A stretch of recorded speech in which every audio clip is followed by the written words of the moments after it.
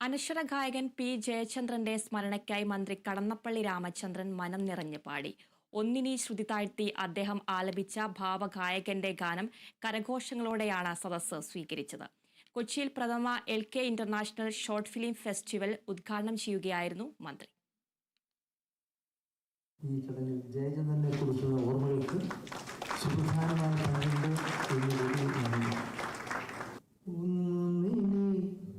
ശ്രുതി താഴ്ത്തി പാടുക പൂങ്കുയിലെ എന്നോമലുറക്കമായി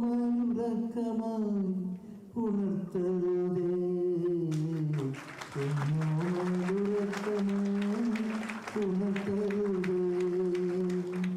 ഒന്നിനി തിരിതാഴ്ത്തു ശാരദ നിലാവേ, ഈ കണ്ണിലേക്ക് നാവുകൾ കെടുത്തരുതേ, കണ്ണിലേക്ക് നാവുകൾ കെടുത്തരുതേ.